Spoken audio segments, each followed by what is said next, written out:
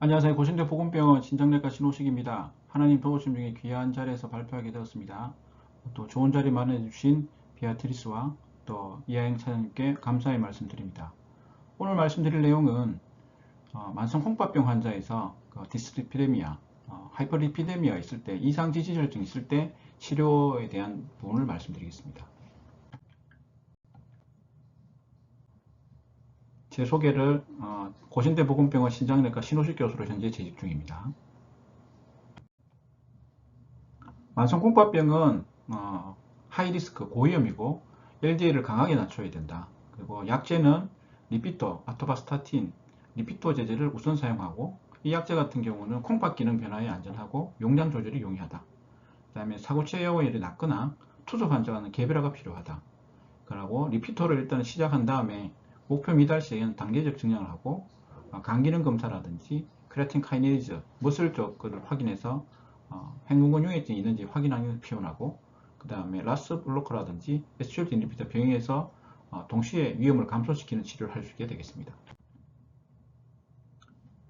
고지혈증이 있을 경우에 만성콩팥병이 진행되는 것들이 여러 가지 증거로 알려져 있고, 만성콩팥병 환자 스타틴, 특별히 리피토 약제 같은 경우는 심혈관계 질환을 감소시키고 콩팥 기능 감소에 미치는 영향은 적고 여러 가지 좋은 효과가 있다고 되어 있습니다. 그 다음에 가이드라인에서 각종 콩팥병에 대해서 간단히 또 말씀드리겠습니다. 이상 지질혈증 유병률을 보시게 되면 현재 저콜레스테롤, 저 HDL 콜레스테롤증 남녀 모두 정형 한 40%로 해당되는 걸로 되어 있습니다.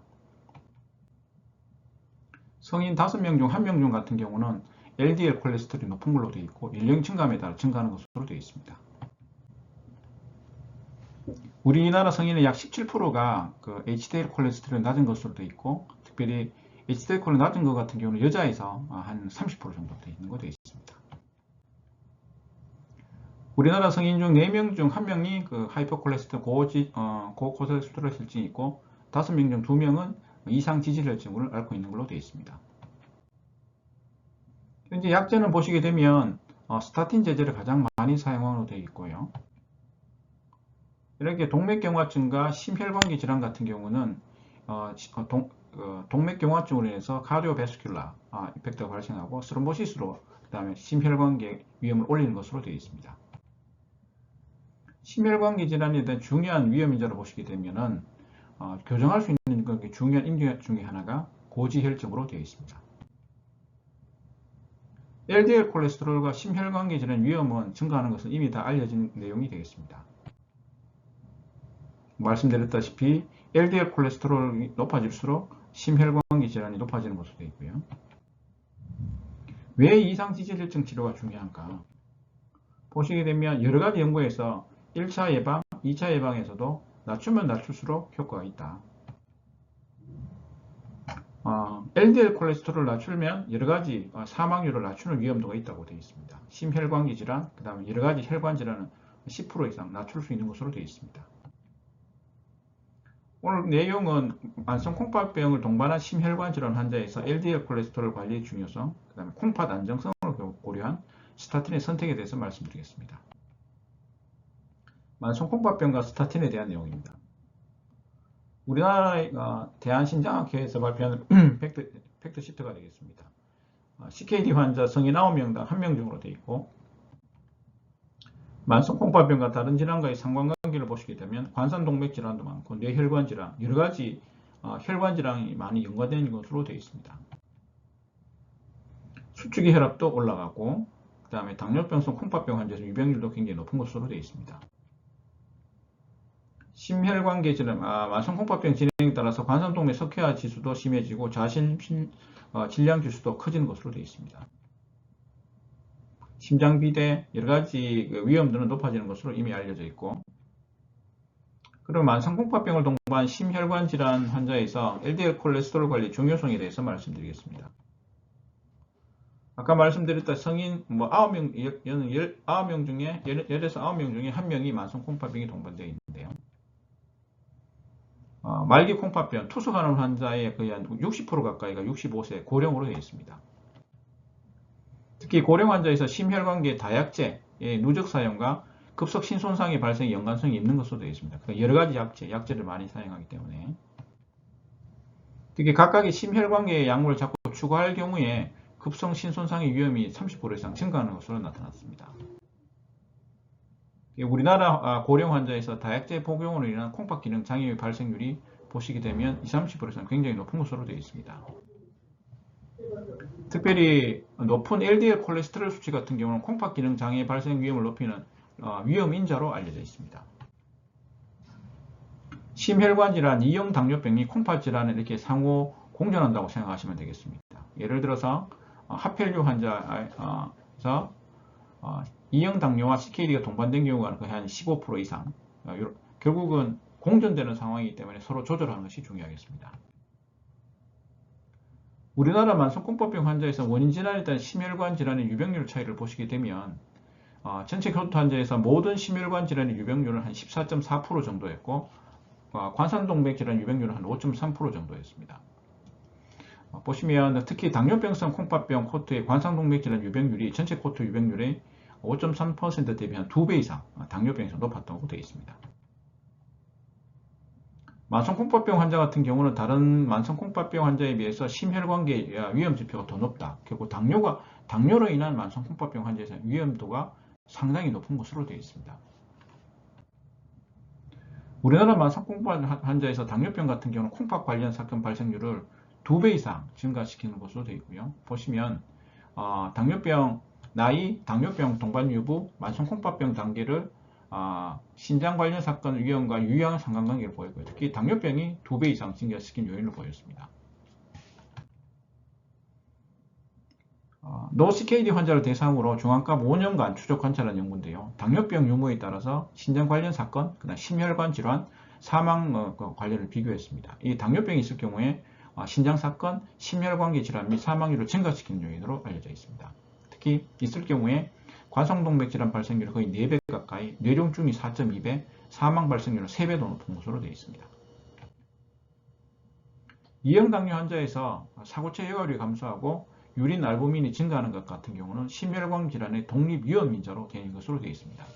특히 UACR이 30 미만에 비해서 30에서 299일 때는 심혈관계 발생 위험이 1.6배, 그 다음에 300 이상일 경우에는 3.9배 높은 것으로 되어 있습니다. 이형 당뇨 환자에서 사고체 혈압이 감소하고 알부민료가 동반되어 있는 것 같은 경우는 10년 사망률 증가의 독립적인 위험으로 되어 있습니다.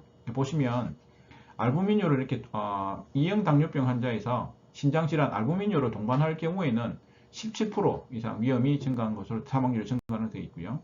알부민료 발생 신기능이 감소하는 경우는 47% 증가하는 것으로 되어 있습니다. 이형 당뇨 환자에서의 사고체 혈관과 그 다음에 유린 알부민료를 위한 콩팥 검사 권고안이 되겠습니다. 보시게 되면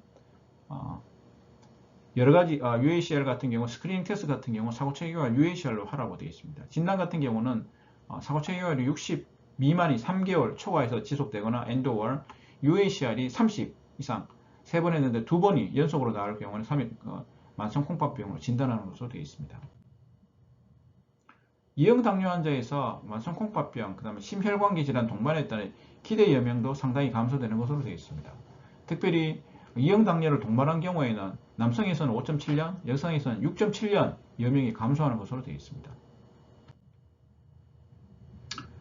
2006년부터 2015년까지 30세 이상 남녀에서 발생한 당뇨병성 미세혈관 질환 중에서 신경병증 같은 경우도 2007년 이후 감소하는 추세를 보였고 망막병증과 콩팥병증은 2012년 이후에 계속 증가 추세를 보이고 있습니다. 당뇨병 환자 4명 중 1명이 당뇨병, 콩팥병이 동반이 되어 있는 것으로 되어 있습니다. 특별히 전체 당뇨, 콩팥병 환자의 65% 이상이 60세 이상 노인으로 되어 있습니다. 당뇨병, 콩팥병 환자의 고콜레스테롤 유병률 같은 경우는 최대 80% 가까이 되는 것으로 되어 있습니다. 따라서 당뇨병, 콩팥병 환자에서 적극적인 LDL 콜레스테롤 조절 관리는 매우 중요하다 하겠습니다. 가이드라인으로 보는 만성 콩팥병에 대해서 말씀드리겠습니다. 2013년 KDIGO 가이드라인을 보시게 되면 만성 콩팥병 환자에서 50세 이상 1에서 5단계 같은 경우 다 사용하고 특히 50세 미만 같은 경우는 이미 혈관 질환이 있다든지 당뇨나 그다음 심혈관계 위험이 10% 이상일 경우에 사용하는 것을 권고하고 있습니다. 이식 환자에서도 사용하는 것을 권고하고 있습니다. 투석 환자 같은 경우는 이미 하고 있는 환자들은 사용하지만 새로 시작하는 것은 크게 권고하지 않지만 뒤에도 말씀드리겠지만 최근 데이터는 그래도 사용하는 것이 사망률을 좀 줄일 수 있는 그런 경향성을 보여준다고 합니다. 2013년 KDIGO 가이드라인 같은 경우 심각한 신장증 기능장애 환자 스타틴 용량은 조금 감소시켜서 하는 걸로 되어 있고, 예를 들어서 아토바타스탄 리피토 같은 경우는 예과율이 3단계 이상, 그 다음 투석 환자 같은 경우는 20ml 정도 사용하는 것을 권고하고 있습니다. 자, 스타틴과 그 다음에 스타틴 에제티브 복합요법 사용을 권고하고 있습니다. 2022 KDIGO 가이드라인 같은 경우는 스타틴 같은 경우 당뇨병과 만성코병 환자 모두에게 권고하고 있습니다. 그 다음에 우리나라 학회에서 발표한 고지혈증 학회에서 발표한 내용이 되겠습니다. 만성공포병 환자의 스타틴 단독 또는 에제티미브 병합요법을 추천하고 있습니다.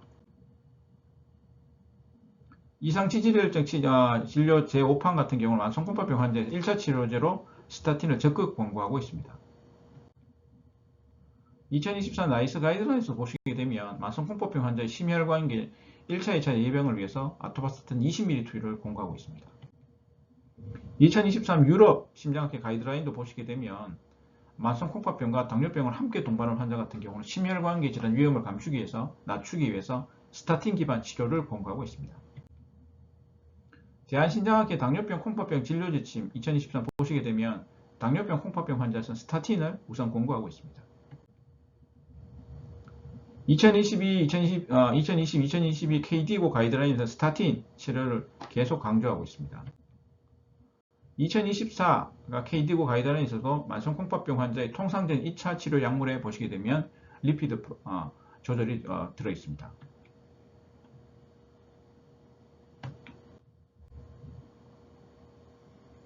그 다음에 UK 키드니 어소시에이션에서 발표한 내용에도 보시게 되면 스타틴 치료가 아주 중요한 치료로 권고되고 있습니다. 아토바스타틴은 20ml부터 시작하라고 되어 있습니다. 아까 말씀드렸다시피 만성콩팥병 환자가 있는 환자에서 심혈관계 위험에 대한 스타틴에 대한 모빌리티에 대한 내용입니다. 3, 4단계 환자에서 실제로 높아지는 것으로 되어 있고 스타틴 사용 시에 그 사망률을 줄이는 것으로 되어 있습니다. 그 다음에 심혈관계 위장, 동맥경화성 심혈관계 위장을 가진 투석 환자에서 실제로 트렌드 아웃컴을 보시게 되면 1년 사망률을 일부 감소시키고 있어서 새로 투여하는 환자를 하더라도 요즘은 투석 환자에서 필요시에 스타틴 종류를 투여할 수 있을 것으로 생각이 됩니다. 콩팥 안정성을 교환 스타틴 선택에 대해서 말씀드리겠습니다. 신장질환을 동반한 그 환자에서 LDL 콜레스테롤을 적극적으로 낮추기 위해서 스타틴을 적극적으로 고려해야 되는데요. 스타틴을 선택할 때는 콩팥에 영향을 주지 않는 스타틴을 선택하는 것이 중요하겠습니다. 스타틴의 양리학적 특성을 살펴보면 리피토와 같은 아토바스타틴이 신장 콩팥 배설률이 가장 낮은 것으로 알고 있습니다. 따라서 일부 아토바스타틴 리피토를 만성 콩팥병 환자에서 사용하는 게 안전하다 하겠습니다. 리피토 같은 경우는 환자의 콩팥 기능에 따른 용량 조절이 필요하지 않는 스타틴 종류의 하나라서 쉽게 크게 무리 없이 사용할 수 있을 것으로 생각됩니다.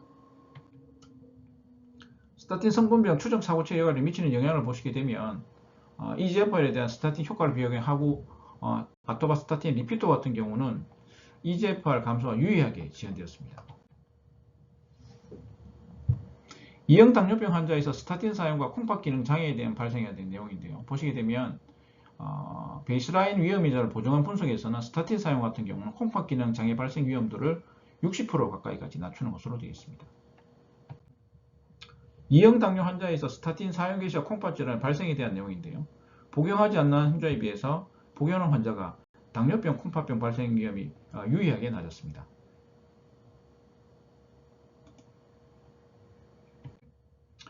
2형 당뇨 환자에서의 스타틴 사용 개시를 통한 LDL 콜레스테롤 감소와 콩팥 질환 발생 관계에 대한 내용이 되겠습니다. LDL 콜레스테롤 70 미만으로 조절한 경우에 당뇨병, 콩팥병 발생 위험이 거의 50% 가까이 더 감소하고 특별히 70에서 132 정도로 조절할 경우에도 132 이상인 군에 비해서 훨씬 발생률이 낮았습니다. 그래서 LDL 콜레스테롤을 잘 낮추는 것이 중요하겠습니다. 진행성 콩팥 질환을 동반한 당뇨 환자에서 로즈바스타틴 10ml, 40ml하고 아토바스타틴, 리피토 80ml가 콩팥에 미치는 영향을 평가했습니다. 보통 단백뇨를 동반한 당뇨병 환자에서 평균 EGFR은 아토바스타틴 80mg에서 유의하게 감소하지 않았지만 신장 관련 이상 반응 발생 같은 경우에 아토바스타틴 80mg에서 가장 낮은 것으로 되어 있습니다. 한국인 당뇨병 환자에서 중강도 아토바스타틴 EGFR에 미치는 영향을 보시게 되면 초기에 발생 정도, 감소 정도가 훨씬 덜한 것을 보여주고 있습니다. 콩팥 기능이 저하된 이용 당뇨 환자에서 리피도 10ml를 사용했을 경우에 플라시보에 비해서 주요 심혈관계 질환 발생률이 43%, 뇌졸중 발생률이 62%까지 유의하게 감소시켰습니다.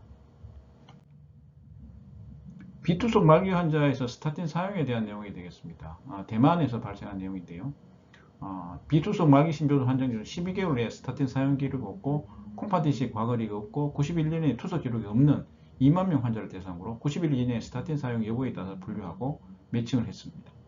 90일 주요 사망률은 모든 원인의 사망률, 그 다음에 그런 것들을 비교했습니다.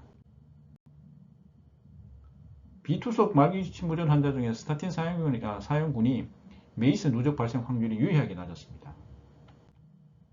그 다음에 비투석 말기 신부전 환자에서 스타틴 사용에서 감염 관련 및 입원 사망률도 감소되는 것으로 되어 있습니다.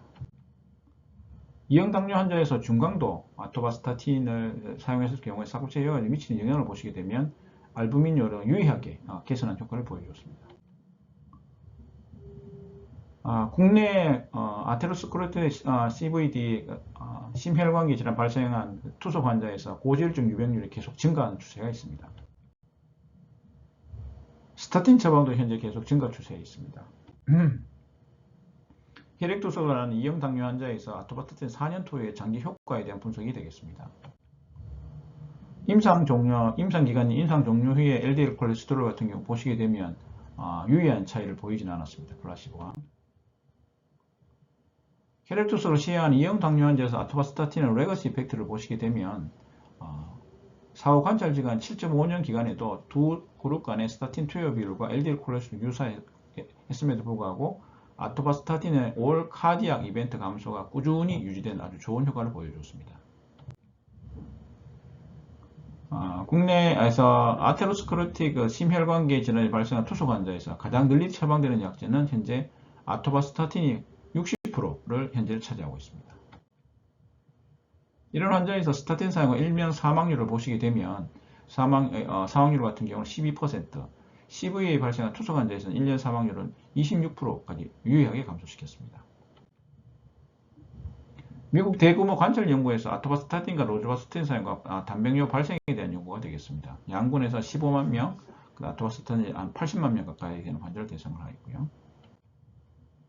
단백뇨 발생을 보시게 되면 베이스라인 사구체 예가율이 낮은 그룹에서 단백뇨 발생률이 높았습니다. 아토바스타틴과 로즈바스타틴 사용과 단백뇨 발생에 대한 내용을 보시게 되면 혈뇨 발생 위험이 상대적으로 낮았고 단백뇨 발생 위험도 낮았고 신대적 위험이 상대적으로 낮은 효과를 보여줬습니다. 다른 종류의 하이 인텐시티 스타틴 사용과 AKI에 대한 내용인데요. 심장수술 환자에서 고강도 로즈바스타틴 사용했을 경우에 급성 심손상 위험을 증가시킨다는 연구 결과가 되겠습니다.